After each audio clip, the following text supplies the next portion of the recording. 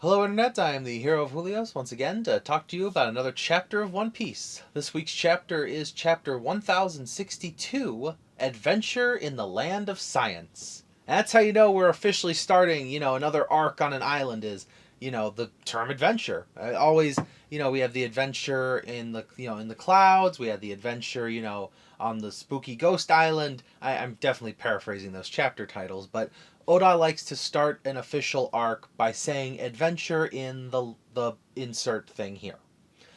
However, I'd like to take a moment to talk about this week's cover art. Continuing the chapter stories of the Germa Double Six, they escaped with Caesar, and I've been talking about how get the band back together, but that's not the only thing going on in Big Mom's territory. Chocolate Town is completely frozen over.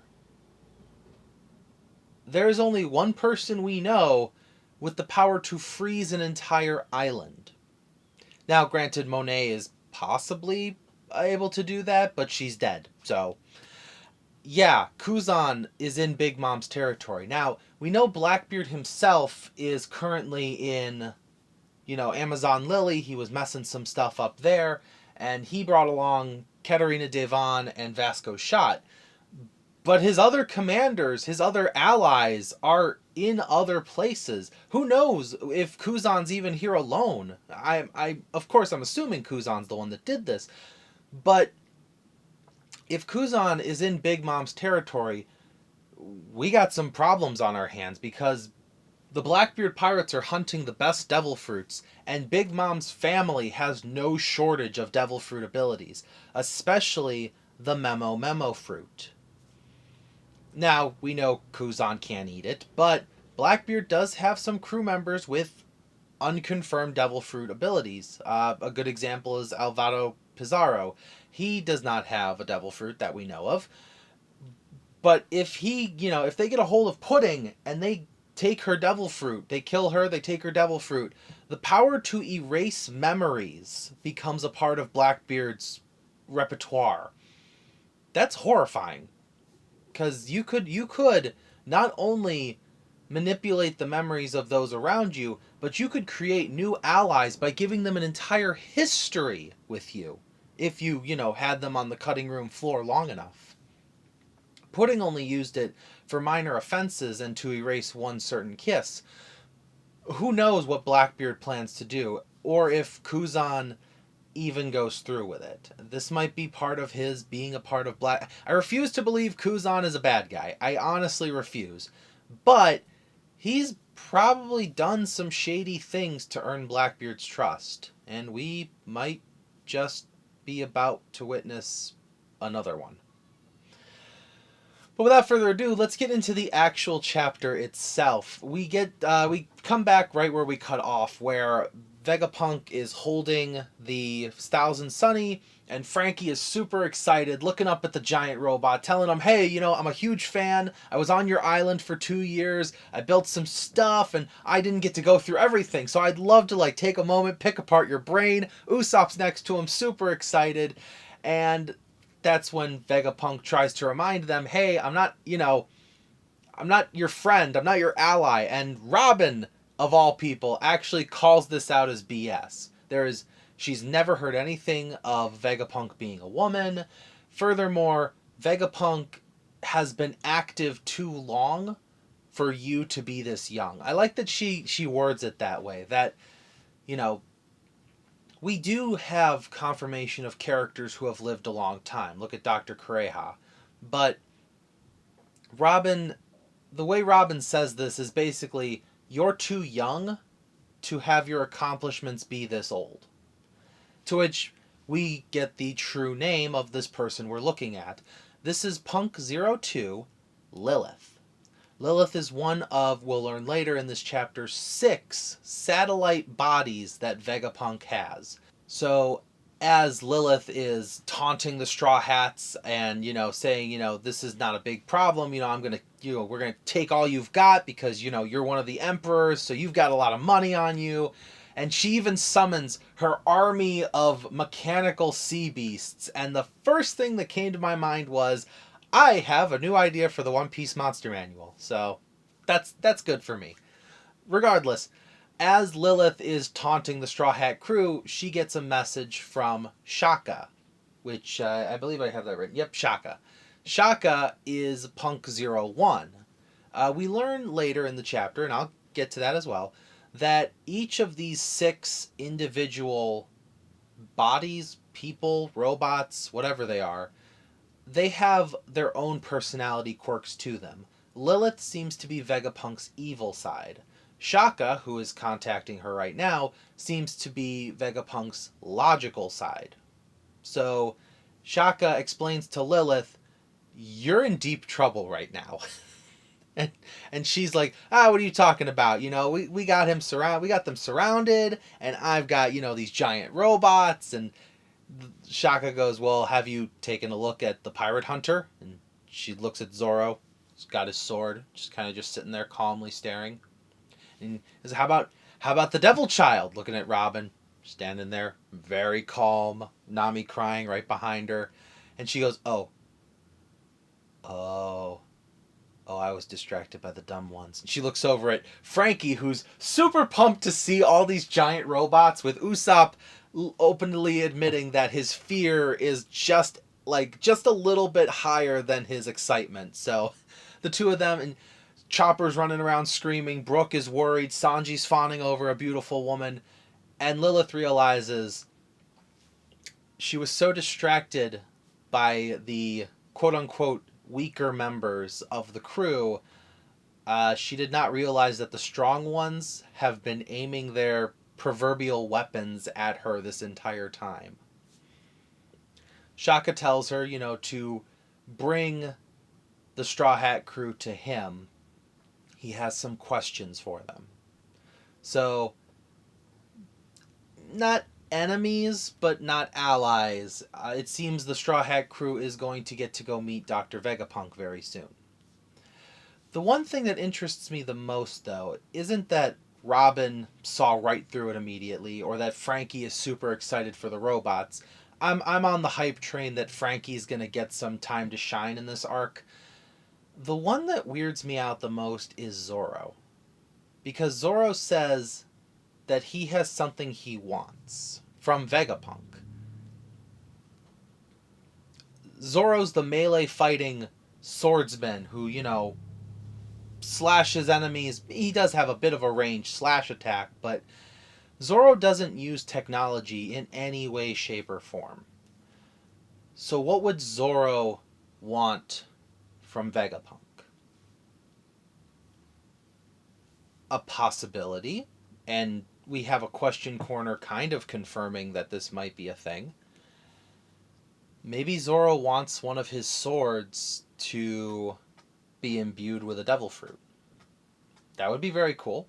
Zoro doesn't use technology, so what exactly would he want from Vegapunk?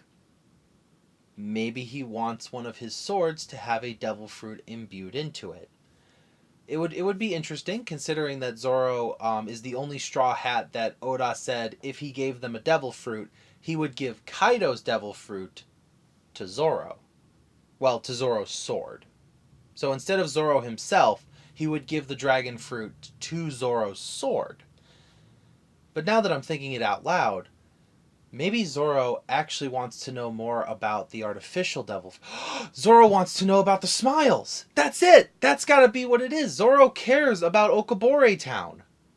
And how Yasue, sacrificed himself and all those people who are sick. Zoro might actually want to ask Vegapunk for a cure. Huh. Yeah, that's got to be that might be it. That might be. I can't say it's got to be it. I'm not Oda, but that actually, I really like that theory. I just came up with this while I'm recording. This isn't even like me pre-thinking my thoughts now. Huh. Yeah, Zoro might actually ask for a cure to the smile fruits. Meanwhile, on the island itself, as the giant robot's going to take the Straw Hat crew, we get Bonney, Chopper, Luffy, and Jinbei all talking with each other, and Bonney explains what business she has with Vegapunk, that she needs to talk to Vegapunk about Bartholomew Kuma, who she reveals to be her dad. We knew it was one of three. It was either going to be father, son or husband. So it turns out Kuma's her dad, which technically makes her Bartholomew Bonney? BB?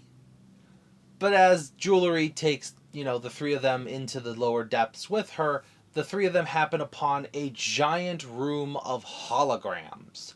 And as Luffy is passing through each and individual thing, they slowly start to understand what a hologram is.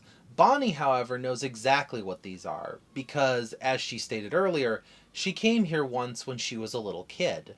Probably when Kuma first started doing this stuff with Vegapunk to change him into a cyborg.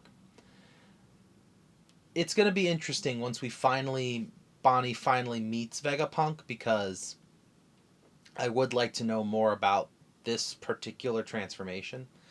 Anyways, speaking of transformation, a giant hologram ice cream bowl tricks Luffy, Chopper, and Bonney into leaping through it into disappointment. And that's when Bonney finally says, like, oh, okay, everything in here is a hologram. And Luffy actually gets so mad about the ice cream that he almost goes gear 5th. You can see the waves of smoke around him, his hair starting to flail up. It might actually be Gear 4th Snake Man that he's turning into, but it looks like he's about to power up and just wreck the place in anger. However, his anger is quickly subsided as we meet another one of Vegapunk's satellites, Atlas, otherwise known as Vegapunk's wrathful side. Although the most adorable one we've seen so far. As Luffy states, this body is actually the size of Kaido, which is kind of appropriate because Atlas was the one who carried the world on his back, so having a giant person body be Atlas is pretty cool. Atlas explains that the holograms can be touched via a special type of technology or something, but otherwise can't be interacted with. Atlas also shows them the food replicator, which according to Bonney is pretty good food, so it's good stuff. Vegapunk doesn't have to worry about food because he's got a replicator straight out of Star Trek. But finally, Atlas tells them all that you can call me Dr. Vegapunk. And Luffy's shocked. He's like, oh my gosh, Vegapunk, I heard about you from Kobe. And Chopper's excited. And Bonney says this is definitely not Vegapunk. So, that makes sense though, because we learn very quickly that Shaka, Atlas, Lilith, they're not Vegapunk, but they are. See, outside of Egghead Island, we have a government ship floating as 3 individuals are discussing Vegapunk and the plans that the government has for them. The 3 discussing are Stussy, Kaku, and Rob Lucci of CP0, who have either been promoted or they always have been masked agents. Now, we know the masked agents are supposedly the most powerful members of CP0. However, not to sound mean to Lucci, because we've all seen what Lucci can do, I'm not really impressed by the masked agents so far. I don't know. I would love to see a Luffy-Lucci rematch, especially with Haki and Conquerors and Devil Fruit Awakenings. Who knows what kind of awakening the Cat Fruit Leopard model has gone through. It would be a pretty decent rematch. But Luffy defeated Kaido. I don't want to sound mean, Lucci, but you might be like a Sanji or Frankie opponent at this point. Or maybe even opponent for Vegapunk instead. Regardless, the 3 of them are discussing about Vegapunk and how he has split his mind into 6 different individuals. I have their names written down here. So 01 is Shaka, his logical side. 02 is Lilith, evil. 03 is Edison, creativity. 04 is Pythagoras, wisdom. 05 is Atlas, which is wrath. And 06 is Yoke, which is desire. We've only met 3 out of 6 so far. But we also know there is a Stella body, which is probably 00, which is probably Vegapunk himself.